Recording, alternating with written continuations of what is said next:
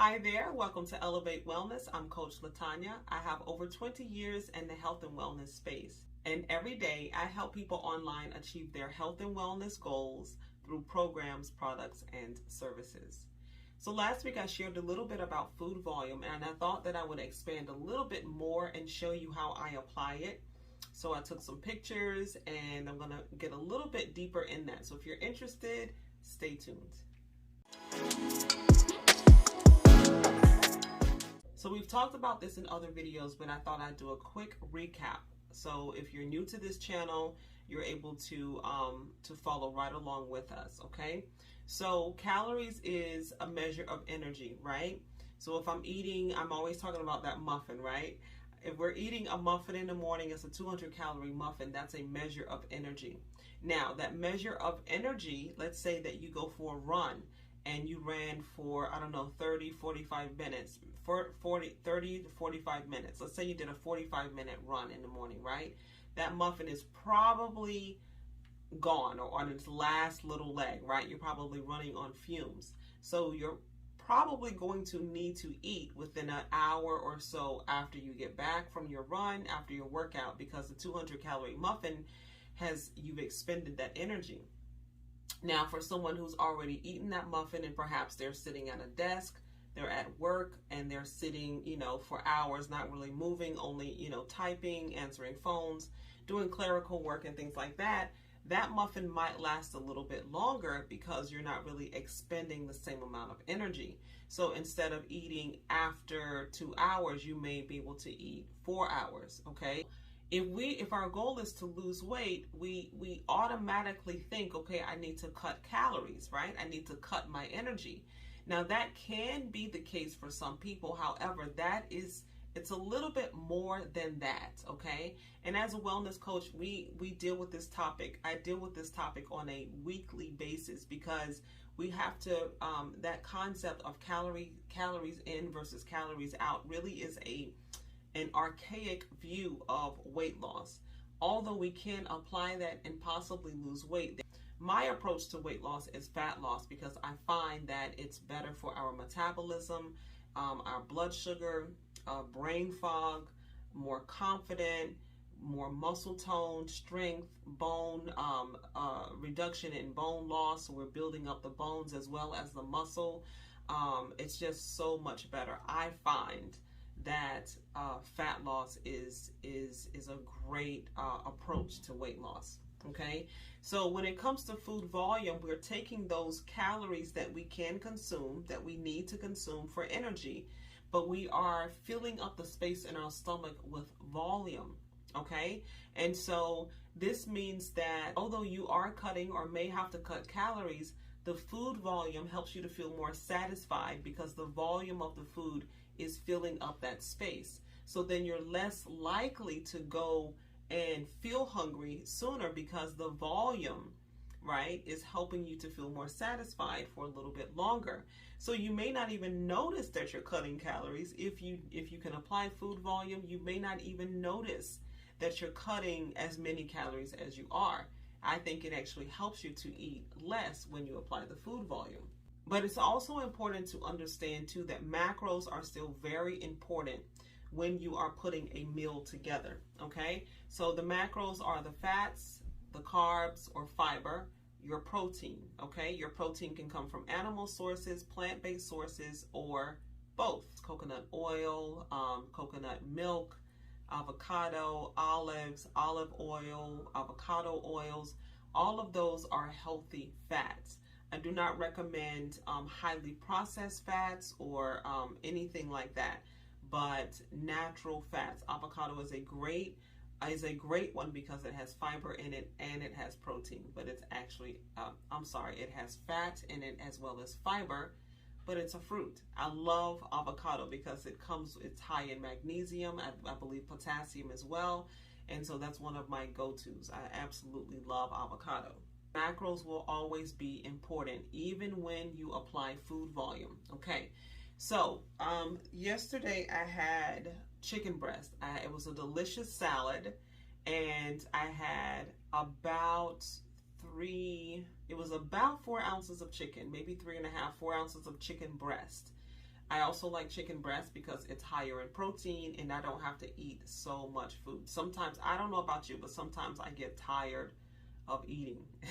I have to eat up to 2,000 calories a day, and sometimes I get tired of eating. So chicken breast is a great way for me to get that protein in without having to eat more. Okay, so I had chicken breast. I put beans in there, kidney beans in there, and that has fiber in it. It also has protein in it as well.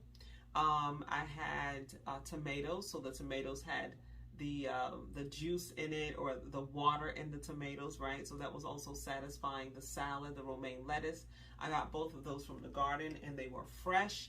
So it had the vitamins in it, the minerals in it. It had the water also, the water content in it as well, which makes you feel more satisfied. And then the fiber from the beans, the protein from the chicken. I used olive oil, so that was the fat. I put a little bit of apple cider vinegar in it just for the flavor. It was delicious, but it was also very satisfying. I was so full after having that, okay? But another example could be having chicken breast with your tomatoes, your cucumbers, your lettuce. All of that has water content in it, right? But very, very low in calories. You're having your protein in there, and then whatever fat. Let's say you wanted to add an avocado in there. Let's say half of an avocado for your fiber and your fat. And then let's say you had a small sweet potato with that as well. So that sounds like a lot of food. Sweet potato, avocado, cucumbers, tomatoes, lettuce, and chicken breast. It sounds like so much food, and it really is. But with the volume from the sweet potato, because it has fiber in it, the avocado because it has fiber in it, the lettuce, the tomato, the cucumber has fiber in it, has water in it, and the chicken breast has the protein in it. All of those coming together helps to support your level of satiety, because it's about the chicken breast is about, let's say 120. Let's say your salad is maybe 100 with the olive oil, so you're looking at 160, 260, 360. With the sweet potato, let's say another 120, so 360, 460, 480. It's under 500 calories, or right at 500 calories, before you've even put your salad dressing on there. Now with salad dressing, you want to be careful, but if you use like the olive oil on there, or an olive oil vinaigrette or something like that too, you can really do well. Still under 600 calories for that one meal. And that one meal, because it has all of the components in it to keep you satisfied, could literally last you about 4 to 5 hours, okay? And so just by having that for lunch, you're eating my stomach is growling because I'm hungry. You're eating about every 4 to 5 hours, which helps to support that goal, okay? But if you look at, I'm just having a salad with nothing on it, or maybe a little bit of cheese on it, maybe a little bit of, salad dressing on it, that's really not, a salad is great, but you really want to build it in a way that you're going to feel more satisfied for hours, okay? And so that's how incorporating food volume into your day can work for you, okay? Another example is, let's go with a plant-based protein with lentil soup. So you have your lentil soup. Let's say you have some carrots, some peppers, some onions, some celery in there, just a simple lentil soup. And then you're having that with salad. I took notes so that I don't forget. A nice salad in there, maybe some fruit on the side, a pear. I love pears. And let's say you threw some avocado on your salad as well. Okay, so the lentil soup has fiber in it. It has protein in it as well. Okay, but it's a soup, so the volume, right? The water content from that soup is going to fill up the space in your stomach. Let's say a half avocado, that's 110. Then you have your lentil soup, so it's about 160. Let's say you have your salad. Let's just go ahead and round up to 175 for the fruit, okay? Because of the fiber, the protein, the water content, and the fat, you're more satisfied and more likely to be able to go 4 to 5 hours without having to have a snack. So let's look at this. If you're having the lentil soup for one meal, the chicken breast for another meal.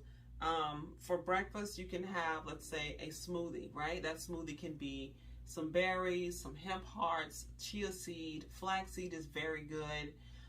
You can do your plant-based protein. You can do your whey-based protein, whatever protein you like.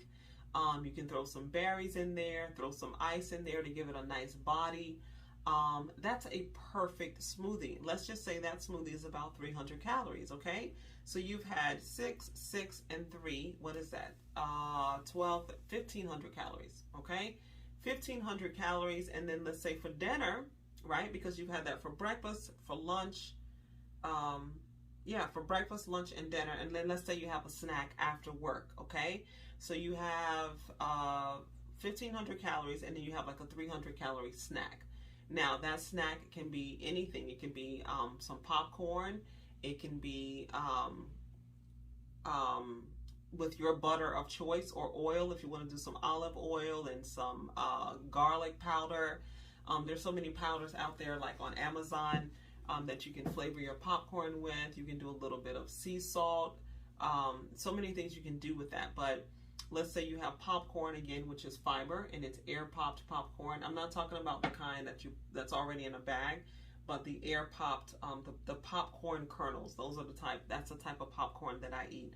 So the popcorn kernels, you can flavor it however you want to flavor it. You don't have to use artificial butter. You can use whatever you want to use, olive oil, little salt, little garlic powder, whatever you want to use. Let's say you needed a little bit of protein, so you can have that with some chicken, cut up chicken breast again, and maybe have it with another salad or a vegetable. So you're doing your vegetable, right? Maybe some sauteed kale with the sauteed kale with a little bit of the chicken breast, and then popcorn. So this sounds like a lot of food, but you had about 1,800 calories for the day. Okay, so that really is how I incorporate food volume into my day, making sure that I'm still getting the fat, the fiber, the protein, the carbs. I try to get my carbs, my fiber in through my carbs. So let's just say broccoli or my lentils or my pear, right? I try to make sure that I'm getting fiber in various types of foods, and that just makes it easier for me to feel satisfied, get all those get a variety of foods in there without feeling like, oh my goodness, now I have like 35 grams of fiber, like I have to get all this fiber in. But I try to get it in throughout the day. Fiber is important because it helps with our arteries, keeping our arteries clear. It also helps with the digestive system as well. Prebiotics, probiotics, if you have any gut issues and things like that, you may want to look into that as well, because it helps to promote the good gut bacteria. That's why I do a lot of the sourdough bread. Kimchi is good. Beans are good. Lentils are good. So you can check into the probiotics, the fibers, and things like that for gut health.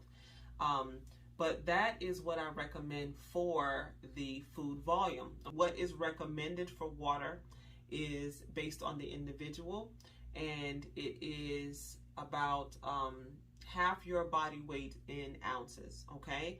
So if you are 200 pounds, 100 ounces of water. Now, yes, you will be getting some of that water in through your food, but you also want to make sure that you're getting it in through water as well, okay? Because water helps the body to flush. Our bodies are comprised of water, so we need that. So let's say that you're looking at your fats and your fiber. What type of food volume could you use that had fiber in it?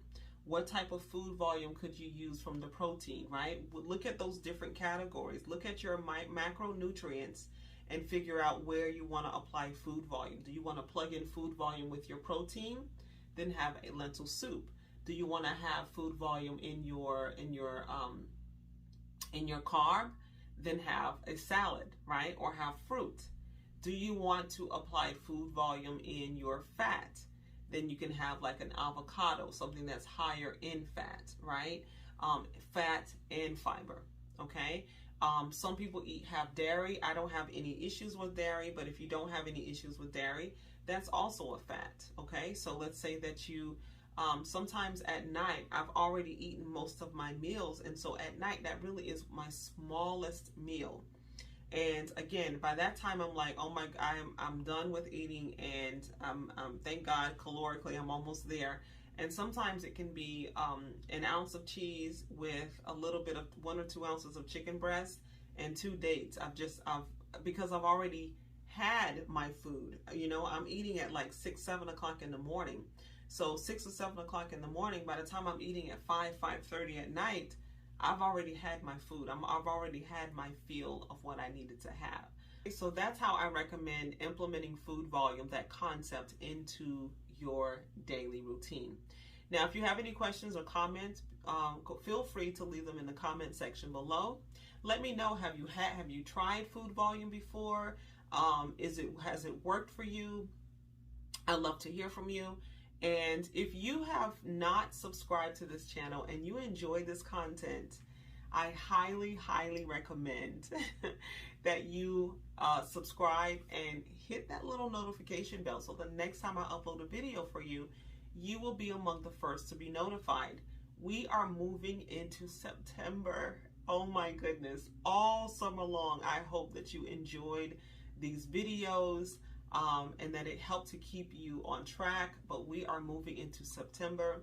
So September comes with a new fitness calendar where we're going to step it up. We're going to be putting some weight training in there because we do want to build muscle. We do want to build bone. We do want to make sure that we're staying nice and strong and keeping that metabolism nice and healthy. Okay, so if you've not already subscribed, go ahead and subscribe. Hit that notification bell. And to those of you who've already subscribed and you come back week after week, I want to thank you so much for all that you do. Just being you, just be coming back and joining me here. I want to thank you for that. I recognize that you could be on any other channel, you can be doing anything, but you come back and you do the videos, and I appreciate each and every one of you. I hope that these videos are serving you well on your journey, that you're enjoying your summer, and I look forward to seeing you in the next video. All right, so until next time, live beautiful.